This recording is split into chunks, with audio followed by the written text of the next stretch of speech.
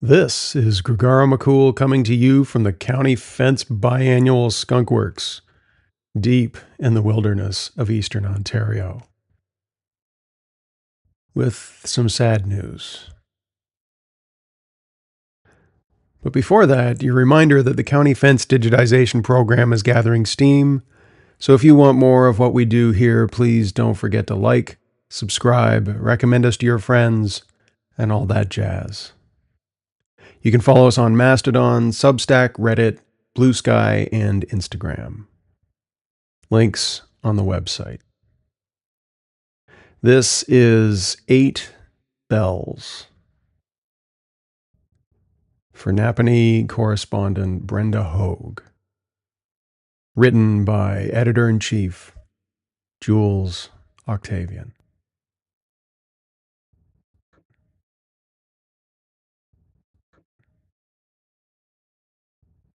It is with great sadness that I must report the passing of Brenda Loretta Hogue, 53, along with her partner Dwayne Richard McCracken, 67, aboard their boat Not For Sale, spelled Knot, number 4, SAIL.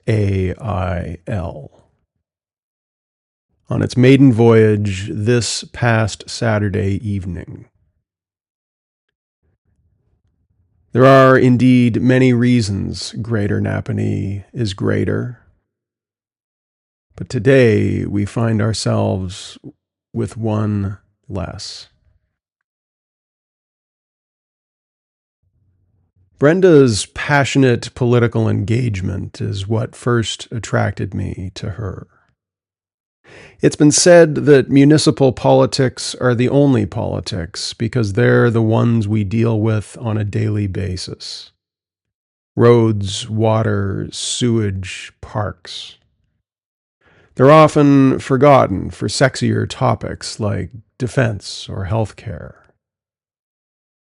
Yet Brenda Hogue didn't forget. She wasn't interested in those abstract concepts debated by the privileged.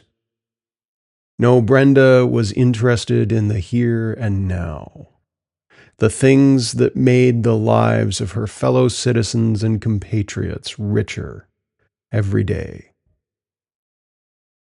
especially if they were of the four-legged persuasion.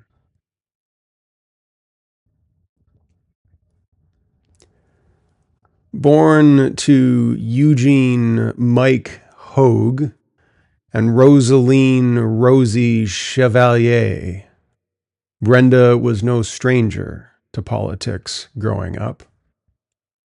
As a well-known labor organizer, Mike also ran for office multiple times under the social credit ticket, with Rosie acting as his hot-tempered campaign manager.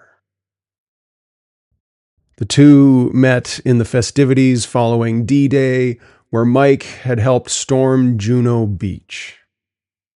Rosie became an early mental health advocate after dealing with Mike's so-called battle fatigue for years, what we now know as PTSD. While success in left-wing politics evaded this forward-thinking couple, Mike eventually settled into work as a carpenter at Gibbard's Furniture, while Rosie took work as a seamstress and taught singing lessons to help make ends meet. Popularity came easily to Brenda in her early years. Accompanying Mike and Rosie to various folk music performances provided ample training to become the life of the party by her teens and 20s. A precocious nature and boisterous attitude led to success in the hospitality industry, with Brenda waitressing at various local establishments over the years. It was in her late 30s that Brenda retired her apron, took her long-standing job at Giant Tiger, and entered politics by way of her volunteer work at the Legion, where she had become treasurer. Of course, it was Brenda's passion for rescue pugs that led her to become the region's leading expert in off-leash park energy flow and ley lines.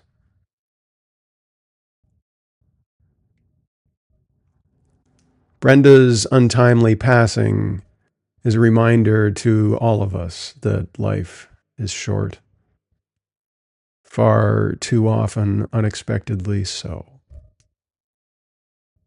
The here and now is our only guarantee, and I take solace in the fact that her final moments were spent joyfully in the presence of newfound love.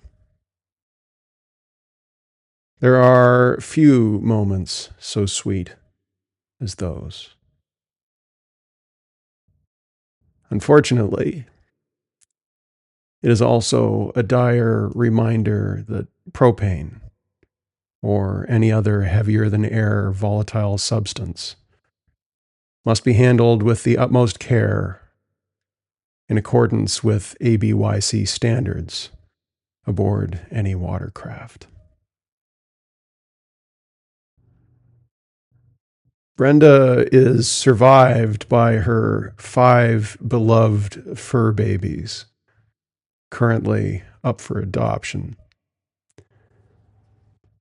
Reese, Whiskerspoon, and Duchess, 6-year-old orange siblings, must be adopted as a pair.